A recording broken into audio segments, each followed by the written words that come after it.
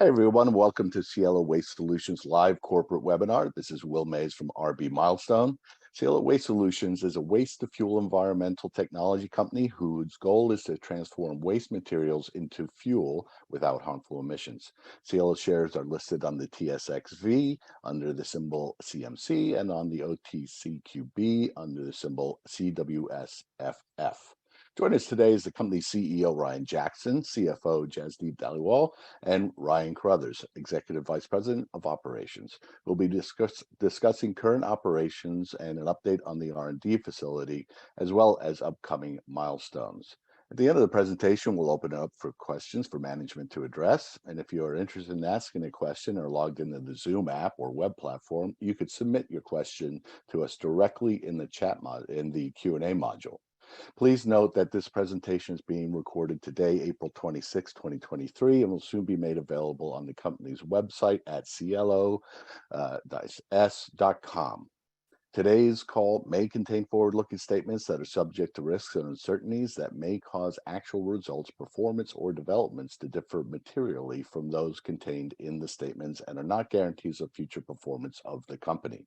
No assurance can be given that any of the events anticipated by forward-looking statements will occur, or if they do occur, what benefits the company will obtain from them. Also, some risks and uncertainties may be out of the control of the company. Cielo has a full disclaimer contained in their presentation. Lastly, RBMG is not a registered investment advisor or broker-dealer.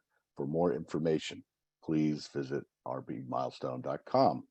And now it's my pleasure to introduce Mr. Ryan Jackson, Ms. Jasdeep Dhaliwal, and Mr. Ryan Carruthers. Ryan, the stage is yours. Thanks, Will, and welcome everyone. Good afternoon or good morning, depending on which time zone you're joining us from. Will stole some of my thunder already by telling you who it is that Cielo Waste Solutions are. And if you actually don't know who Cielo Waste Solutions are, clearly you've clicked the wrong link and you're in the wrong room. But aside from that, we want to continue to move forward with our presentation, and it's going to be somewhat brief, but yet informative to ensure that we have enough time to get to a lot of the questions that you are presenting today. So moving forward, I certainly want to let everyone know that we have commissioned the full-scale facility, or commissioned the R&D facility rather, and we'll be providing some additional information as we press released from it on Monday. Next slide, Kim, please. So as I mentioned, the commissioning was completed at our research and development facility in Aldersyde, Alberta, and is ready for operations. While we continue to build out the capability at the R&D facility, we are engaged in discussions with third parties such as Renewable U Energy and Crestmont Investments regarding the full-scale facility that we're going to be looking at building in Dunmore, Alberta. Throughout, of course, the last little while, we've also had the ability to work with First Choice Capital on First Choice converting some of their debt to equity, and in exchange for the indebtedness of the mortgage loan. And Jasdeep will be reviewing that as well as she presents the financial update. And of course, a lot of questions are coming at us around the Crestmont financing. And of course, all of these things happen at their own time, unfortunately, but we are continuing to work with Crestmont, and it is pending. We also have listed the Fort Saskatchewan property for sale, and we have had a number of inquiries and interest with respect to the Fort Saskatchewan property. A lot of that is driven, quite frankly, by the fact that we have a significant expansion that's going to be occurring with one of the petrochemical companies up in the area, announcing a tripling of their operations. So the Fort Saskatchewan property has certainly been looked at from a lot of companies in favor. And of course, probably one of the things that you noticed the most in the last quarterly financial report was, or the quarterly financial statements, was the fact that we've right-sized the organization to ensure that we were able to meet our initiatives, and we're positioning, of course, the company for sustainable, manageable growth going forward. So that's the high-level update with respect to the corporate. There's, of course, a lot of other things that we've got on our plate, but continuing to move the ball down the field, to use the football metaphor. And with that, I'll turn it over to Jasdeep for the financial picture. Jasdeep? Thank you, Ryan. Good morning, everyone, or afternoon, depending on where you're located. Thank you for taking the time to be with us today. As Ryan mentioned, I'll be providing a brief financial update on the milestones achieved. You will be seeing a more fulsome discussion sometime in June. This will be based off of our annual financial statements that we hope to file in June. And subsequent to that, we would like to provide an annual report or annual review to shareholders at that time. At this time, I'd just like to touch on some of the significant transactions, as I mentioned. So the first one we'd like to touch on is the distillate sale. This was completed in December 2022. 80,000 liters were sold for $46,000. And for those questions that have come from shareholders, why is there not a revenue line? Because this is not reoccurring revenue, it sits in other income or expenses in the financial statements. The second transaction that I'd like to speak to is a debt to equity conversion. Grateful for our long-term lenders, First Choice Financial. This was an opportunity for us to convert debt that was set to mature in September 2023 for $4.5 million, and it was converted to equity. With that, we also issued warrants for $4.5 million. If these warrants are exercised, this will result in $8 million of cash flow into Cielo. The third piece, which is a significant achievement for Cielo, is the commissioning completion of the R&D facility and the fabrication. Thank you to Mr. Ryan Carruthers' leadership and his team of Brian Graham, Jason Gilbertson, Norm Wilkinson, and others who worked diligently to meet the timelines to get this commissioned. Thank you, Ryan. We really appreciate your hard work on this one. As far as the budget and the costs coming in, those are trickling in. They will be announced as part of the annual financial statements. And the last piece that we are getting consistent questions on, understandably, is the Crestmont debt placement. It's an iterative process. It takes time to find a good fit when it comes for both sides. And for Crestmont and for Cielo, big concern is the dilutive impact. So that's where the conversation and the changes are ongoing, but we are confident in closing this in the coming weeks. That being said, brevity is the soul of wit. So I'd like to wrap up the financial update there. I'll welcome the questions at the tail end of my presentation, but I know shareholders are more curious about Mr. Ryan Carruthers' team and the work they're working on. That being said, Ryan, the floor is yours. Thank you, Jazz. Good morning, everybody. February 28th was an exciting day for all of us at Cielo as we took delivery of the R&D skid. Due to some procurement issues, delivery schedule slipped by approximately 6 weeks. It took us a full day to transfer the skid from the trailer and position it inside the building at Alderside. As soon as the skid was positioned, the mechanical and electrical teams started their work to connect the unit. And unfortunately, it's not as simple as plugging in the unit and turning it on. A significant amount of work was required to connect the unit electrically, as well as integrate it with the existing systems. Thanks to the efforts of all those involved, especially our operations team, we were able to claw back 3 weeks from that delayed delivery, and we declared commissioning complete Monday, April 24th.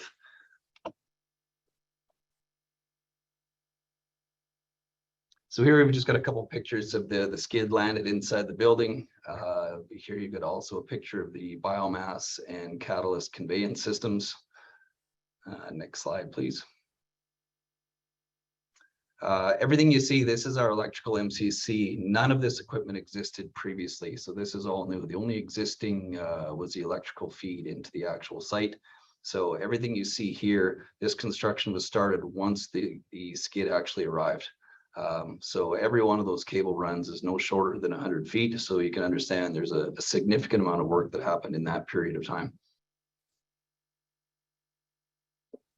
As we've mentioned before, primary focus will be railroad tie testing and subsequently plastics, rubber, organics, pending our EPA permit amendments for each one of those specific commodities or feedstocks. So the piece that everybody's very interested in, judging by some of the questions that have come in, the EPA update. So the big piece I want to stress here is the second part of this very first sentence. So I'm going to read an excerpt directly from the letter from the EPA. Application is rejected based on deficiencies and not the proposed project. So really the EPA requires some additional information. at which we're working with them. They're maintaining an open dialogue. They've invited us to reapply. We've had discussions ongoing to understand what comprises a complete application. There has been several requests for information during the application amendment process. And from that, the RFI response from Cielo to the EPA, more questions came to us. So really the requirements did evolve throughout the process. So in February 6th, following the rejection letter, we had a discussion with the EPA, and it was decided that a new application as opposed to a permanent amendment would be a cleaner way forward. So significantly shorter review time and just a cleaner application overall. We have engaged an expert EPA consulting firm as we PR'd on Monday. So Matrix Solution has been involved as well as a third-party lab to help us, streamline the application process. We appreciate the fact that the EPA is working with us, and they seem optimistic in being able to move this forward in a timely manner. Thanks, Ryan. So working through the expectation that Cielo will receive EPA approval with respect to the Thai trial and evolving that into the full-scale facility that we have planned in the Dunmore area, which we've obviously press released and been publicly made aware to everyone involved. We certainly want to provide I guess contextually anyways, an understanding to the audience and to the broader market, which will obviously, this will hit from our website, the opportunity that is in front of Cielo with respect to the CP Rail agreement for their railroad ties. So we do have and have mentioned the existing agreement with CP Rail and the up to 1 million railroad ties annually, which is a significant volume of railroad ties. Each tie weighs, and Ryan Carruthers can correct me, but around 100 kilos each, 100 kilograms each, which is a significant weight for one. And so one can appreciate the scope of what it is that Cielo is planning to do here. Also, the site that we do have through our friends at Renewable U, of course, was the Dunmore site located strategically to CP Rail's Dunmore Yard.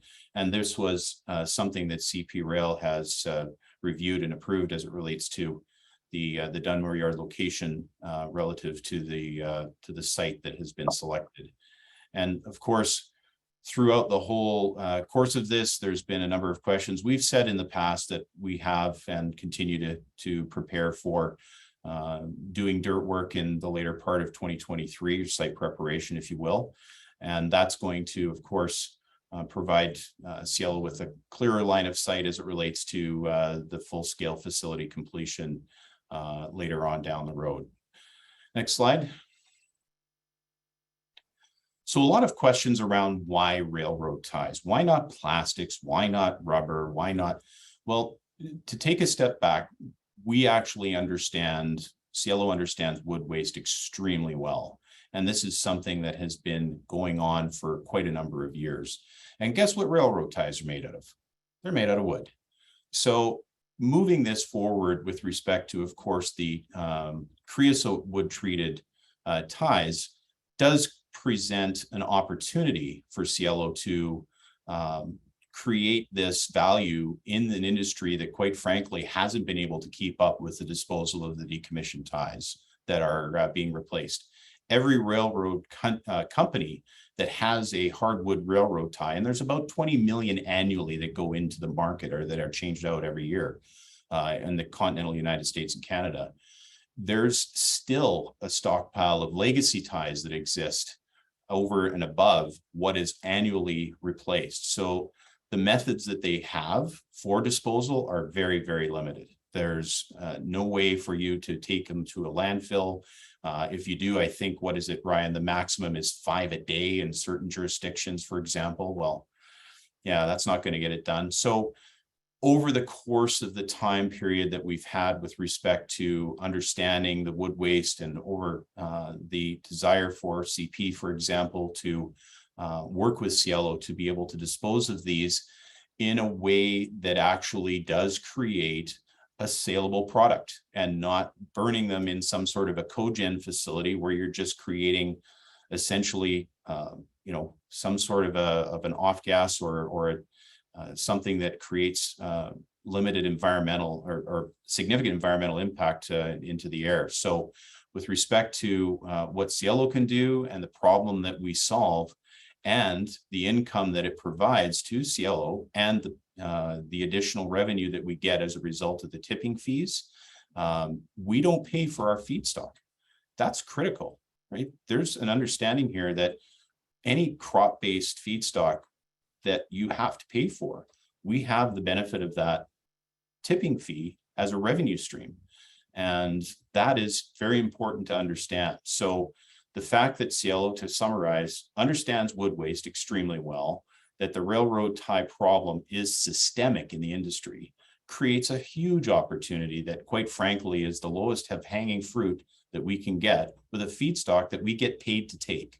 So that's a compelling financial model. Now, Jazz can explain how that happens. I'll give her the last word on this slide because I know she likes saying it. Oh, you're You're muted, muted, Jazz. Yeah. Thank you, Ryan. Yes, we're looking at patenting the statement or copywriting input, reaction, output, because that defines our process. In this situation, the input being railroad ties. The railroad ties, please note, will have a tipping fee, which is the charge charged out to CP Rail, whoever the provider is, as a revenue stream. Then we'd be using our patented technology to create saleable fuel. It's also important to note when it comes to the revenue stream, distillate is a product, but it can also be refined further, as we've mentioned in previous webinars, into naphtha, kerosene, and diesel. And the diesel, using a desulfurization process, can also be further refined. So it's very important to note that looking at our business model, there are various revenue streams. Questions have come our way also in regards to a mention of performance. We do have preliminary current performance that were part of the due diligence work that Crestmont completed, as well as extensive due diligence on our technology.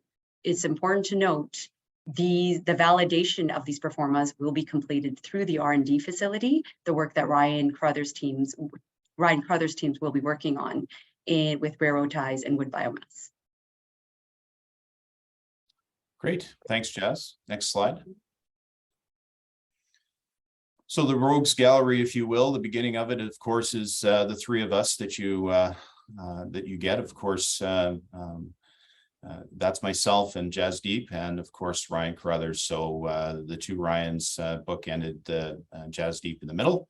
And next slide, we can of course also mention that we're extremely fortunate and happy to have Sheila Leggett as the chair of our board.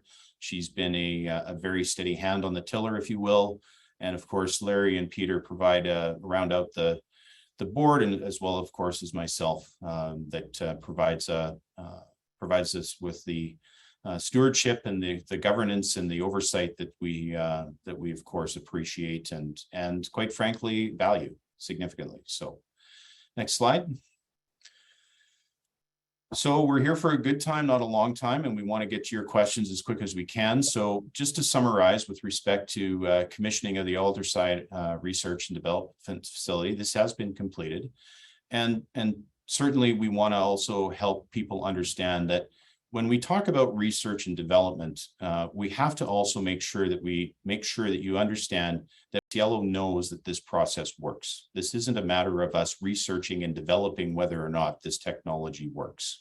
That's important for us to understand and important for the public to understand. So going forward, of course, as we round out the assumptions that we have and that we know, we're going to continue the EPA application. And that is not something that concerns us with related to approval or non-approval. It's just a matter of when, not if, as well as the Dunmore commercial facility planning, which can be done in a parallel path. It's not something that we have it's not a chicken and an egg scenario. Of course, we can do these in parallel tracks. And also, of course, as Jasdeep mentioned, we have a June 22nd State of the Cielo address, if you will, as it relates to the webinar. And it's going to be a fulsome review and of course, additional news that will be forthcoming in the coming weeks. and coming months with respect to the things that we're working on that, of course, we'll be announcing in due course. So lots of exciting things. We've created a culture at Cielo of a can-do, not a hope-to attitude, and certainly thankful and grateful with respect to the team that Ryan has put together, and of course the support that we get from everyone here involved today, including Kim, who's driving the bus, so to speak, with respect to the slideshow. So thanks everyone to all of our team at Cielo. We couldn't do any of this without you. So Will, I believe that would wrap it up, and we can get straight to the questions. Oh, great. Thanks, Ryan. And thanks, guys, for a very informative update. As Ryan said, we are now moving to the question and answer portion of the presentation. And if you are logged into Zoom, the Zoom app, you can ask questions directly in the Q&A module. We have had many questions submitted prior to, so we can get started right away. Let's see, the first question here is from an investor. It says, can you provide a clear timeline for your R&D facility, feedstock testing, and first facility? Sounds like a question. At least the first part of that question will be for me. So as we stated in the press release on Monday, the R&D facility has been commissioned. We're working with a consulting firm to expedite the submission of the application for railway tie testing. As far as the timing on the first facility, we expect to do some site preparation work prior to the end of 2023. Great. Moving on. Next question. This investor asks, I find it a bit confusing that Cielo's produced distillate at Aldersyde, but for testing requires a different permit. Is the permit for the R&D facility different from the one that must have been in place for Aldersyde? What is the perceived timeline to receive this permit? Well, that's a long question. The amendment application was for an existing permit. So when the EPA notified Cielo that the existing permit does not apply to the R&D facility. So Cielo believed an amendment to the existing permit would be the most efficient path forward, but in conversations with them, they would like a new permit for the site. As well, the previous permit was adequate for producing distillate, but the creosote treated railroad ties required a significant amendment. So as far as perceived time to receive the permit, I can't comment on that, but EPA is working with us, and well, they can't commit to an expedited approval, but if you read between the lines, they're optimistic in granting a set approval. So perfect, thanks. Next question along the same lines. Has the commissioning been completed at Aldersyde, and has testing of wood products to produce fuel started? Yeah, as previously mentioned, the commissioning was completed on Monday, and upon permit application or permit being granted, we will be testing railroad ties. Great. Next question. Why did Cielo not disclose that the EPA had rejected the application? I guess further to the response, I've got EPA's response in front of me. It was the application again. I'll read word for word one more time. Applications rejected based on deficiencies, not the proposed project. Cielo may choose to reapply, and prior rejections due to deficient information will not influence EPA's decision on any future applications. EPA is willing to have discussions with Cielo if they have questions regarding missing information to help inform them of what comprises a complete application. So it was missing information. It's not the fact that the project itself was rejected. So we're optimistic that we will receive permit to be granted. So it was not a material rejection. It was not a material piece of information. Well, yes, right. I just wanted to add to Ryan's. So I want to be clear. Management isn't concerned about EPA approval, right? We're working through a regulatory process that has a number of back and forth questions, additional information. When we provide information, additional information is sought. There are certain lab results that, quite frankly, Cielo didn't anticipate needing in the amendment process that we now have come back to this. So this is on us, certainly, as well as it is on the APA. And we want to make sure, though, that this is part of a regulatory approval process. This isn't something that is a go or no go for launch. We're very confident and have no reason to believe that we will not receive approval from the EPA. Is it going to happen as quick as we'd like? Of course not. It never does. But it's going to happen in our opinion. So it's very important that everyone understands that this is something that is iterative, as Jazz alluded to earlier, using that word. So I'm going to use it again in a different way. But it is something that is, it's collaborative. The EPA has been extremely generous with their opinions and with their time and with their responses. We're not concerned. So I just want to, put an exclamation point behind that, because everyone needs to understand that we're working on this as fast as one can, as are they. But we're able to continue to do other things and plan for things while we wait. Sorry, went off on a bit of a tangent there. No, you're right. EPA approval is when, not if. So yeah, thank you. Very good. All right, great. This is a little different topic. So when and what videos will be posted in quote unquote videos coming soon? We should take that off. So on the website, there's videos coming soon, and we've now come out of the darkness, I guess, if you will. We haven't had the ability to really say or show much as we waited for the R&D facility to come to its to where it's at now. And now as we go forward, yes, we'll be putting some additional videos and marketing material and whatnot into on our website. And I think we even have a YouTube channel, though I think it's maybe not anymore, but we're certainly going to be telling the story that we have been telling for a while now that we're able to be able to show and tell. So it's there will be some coming soon, just like the website says. Very good. Potentially the video recording of this presentation. So next question, what is all the new operational staff doing now that the commissioning is complete but can't begin the railway tie testing? great question. There's a significant amount of work to be done still.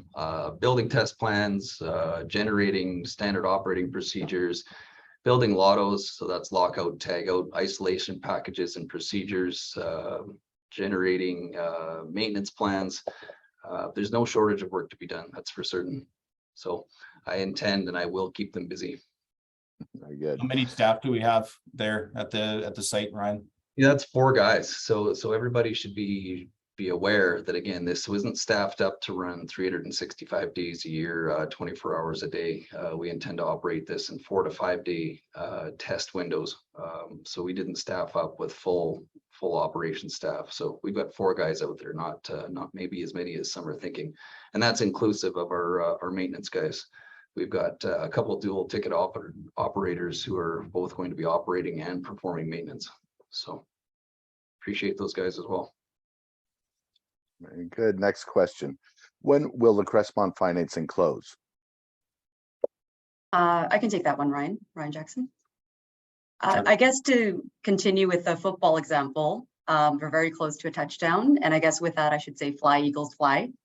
But it's very important to note that on Cielo's, all the due diligence has been completed by Crestmont. That has been publicly disclosed. And so we're at a state where we're at the tail end of the process. And once the transaction is completed and we're closed, we will be press releasing that. So stay tuned for further news. Very good. How far away are we for the new application submission? Good question. The application will be ready for submission as soon as we receive the compositional analysis from the third-party lab. So in short, the application is compiled. It's ready to go. We've got 6 to 8 weeks before we see the data back from the lab. We've done everything in our power to expedite that, and there is a potential that it comes sooner, but a realistic time frame is 6 to 8 weeks, and we'll be submitting. This investor is looking for plans to increase shareholder value in the mid to longer term. How is management going to accomplish this? Well, I think we've been pretty clear on that, Will, really, as far as especially with respect to the mid to long term. And I think whomever it is that submitted the question that wasn't asking for short-term shareholder, because we're really building a business here. We're not building a story. And so that's the mid to long term goal is, of course, to, have the input, reaction, output convert to cash flow. And mid to long-term shareholder value is going to be generated by strong financial fundamentals, quite frankly, and the ability for us to execute on that is what we are focused on. So, the plans are part of implementing and executing on strategy. We have a clear strategic focus, and we have a clear plan on executing that. Next question is, please explain management's approach in settling the free cash flow, the FCF's debt for shares. Why do it? I can speak to that. There's always a larger strategy at play with any transaction. And it's important to note that we have, as previously disclosed, Fort Saskatchewan land for sale for 17 million. We also have the Crestmont deal closing, and within that, we had debt that matured in September for 4.5 million. That would have been a cash outflow by Cielo. We are mindful of dilutive impact, but when we have someone at the table who's a long-term believer of Cielo and management's opinion, if they're willing to reinvest, but also for us, it's an opportunity to look at where the 2 or 3 pieces of our financing strategy fit in together. As we've previously disclosed, we are right-sizing the organization on the G&A side, but we also need to have cash flow available to Mr. Ryan Carruthers and their team to ensure we can hit operational targets. So if the EPA permit is available tomorrow, do we have the cash flow available to execute on that? And so we keep all of these things in mind when we make any type of a strategic decision, but especially when we execute. And it's also important to note that with the warrants, as I previously mentioned, that were issued to FCF as part of this deal, if FCF chooses to exercise all of these warrants, that's a cash inflow that's available to Cielo for $8 million as well. So as I mentioned, it's part of a holistic strategy that we tried to apply with this transaction. Great, and this is somewhat related. This investor would like you to communicate a plan and timeline to profitability. Yeah, I can speak to that as well. Right now, we're waiting for EPA approval, and as Ryan Carruthers mentioned, I would like to once again reiterate the point that it's when, not if, with all the communication that's happened with them. Once that's completed, the preliminary performance that we have, the current ones that Crestmont, our new investor at the table, our new lender at the table, extensive due diligence was completed on these performance, extensive due diligence was completed on our technology, the due diligence that is complete. So once the railroad tie testing approval for permits are received, the railroad tie testing will confirm those values in the performance. We will be sharing those values with shareholders. In a parallel path, we are continuing because we cannot delay the construction of the Dunmore facility. But once we've validated that data and finalized it, continued with the construction, the first full-scale facility will be profitable based off of railroad ties. 1 million railroad ties will be processed and converted into fuel. And that is our path to profitability. But it's also important to note that the R&D facility itself will be producing distillates, and that is also another revenue stream. And again, want to once again touch on tipping fees. That in itself will be a revenue stream as part of our full-scale facility. Very good. Next question up is this investor is asking, I understand that you are in the process of planning the Dunmore facility. Do you have an estimated date of groundbreaking? Ryan, I believe you mentioned that earlier in the presentation. Yeah, asked and answered, Your Honor. But one would suggest that we're compiling and doing work with respect to engaging a project manager, as an example, for the RFP that we've sent out already as it relates to that full-scale facility construction. And yeah, as mentioned earlier, we plan on some dirt work happening in the later part of this year. Very good. Next question is regarding the MOUs. What is the status of the MOUs with Renewable U? I can speak to that as well, since I've been leading some of those conversations. Renewable U is a long-term partner and a very important supporter of Cielo. It's also important to note that when Renewable U came at the table, the strategy was a little bit different. And so where the discussions with Renewable U are ongoing, we thank them for their patience and their continuous support. And once there is an update to provide, it will be provided by management. Next question, why weren't the investors told about the APA rejection and the rail ties permit back in February? Isn't that what you're based on? Your business is based on railroad tie feedstock. Yeah, I mean, it's not a material event. I mean, as we discussed, this is an ongoing process of a regulatory approval. We have, of course, discussed and mentioned the EPA in the past, or AEP is what it used to be called, and now it's called the Environment in Protected Areas rather than Alberta Environment and Parks. But there's, we felt it was a timely opportunity with respect to commissioning that we provide that update as it relates to the EPA and the approval process, and to just expand on it a little bit. I don't want to belabor the point, but it's like applying for a permit to renovate a house versus build a new one, and tearing down walls and putting up new ones and trying to understand where this, that, and the other thing is going. It's of course a lot more complicated than that, but a clear new construction build happens and is easier for any regulatory body, whether it's of any permit of any kind, to approve and review, as opposed to a mixed bag of, we took this out but replaced it with that. Well, but not really, we did this.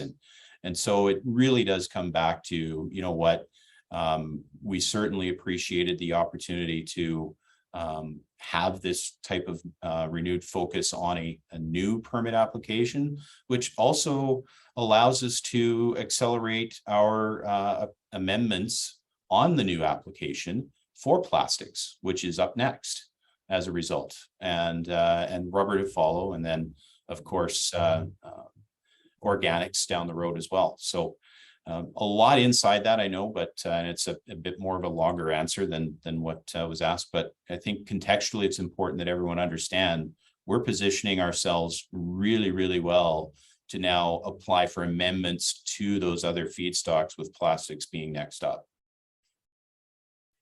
Thanks, Ryan. Next question, how long has Matrix been engaged with the application process? I'll take that one.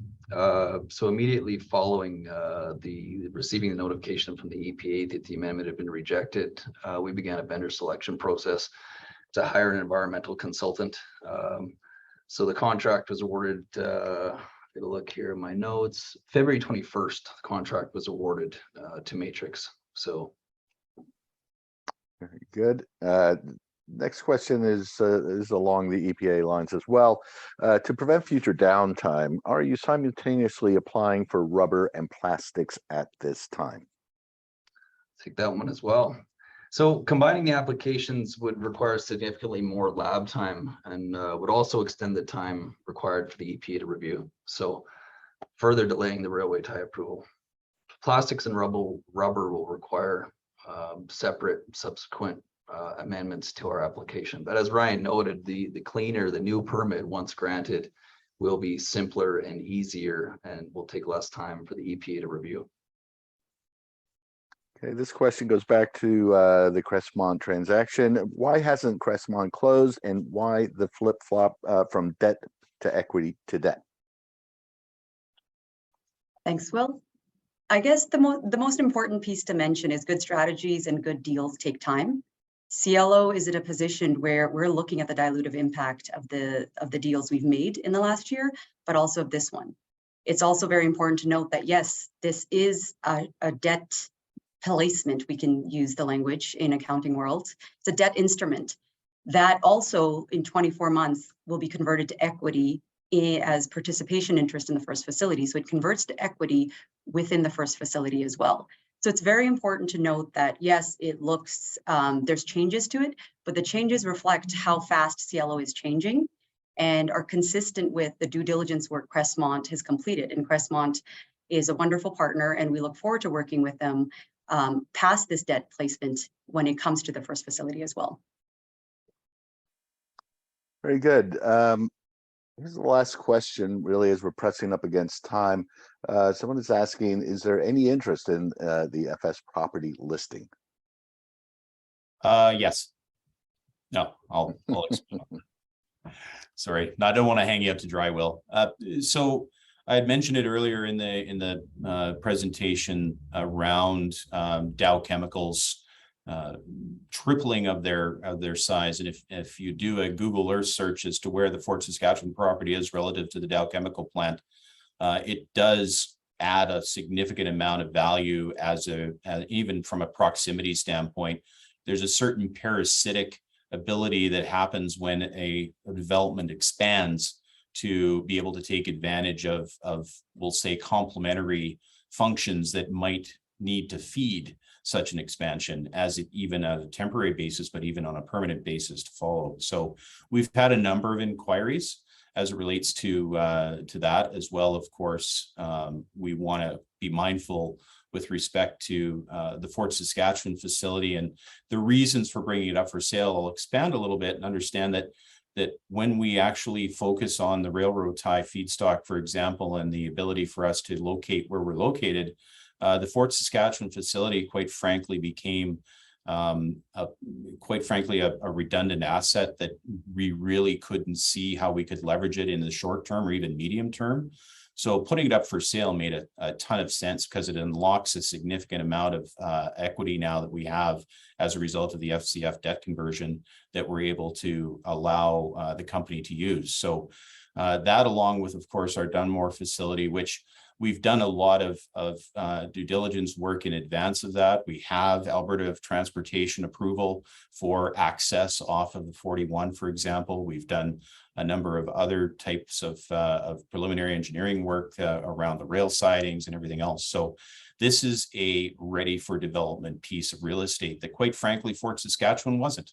And so we need to understand that we need to execute on our plan, and this is the quickest way to financial return that we had, which was the Dunmore facility, which is essentially shovel ready, sans a full development permit. We already have subdivision approval with respect to the transaction that occurred from our friends at Renewable U, as well as a significant amount of due diligence work that was done, even right down to heritage studies around the rest of things. So we've done a lot of work already, and it's been certainly something that we'll continue to develop, but we're ready to go in Dunmore, and we're just not in Fort Saskatchewan. So that's why it's up for sale.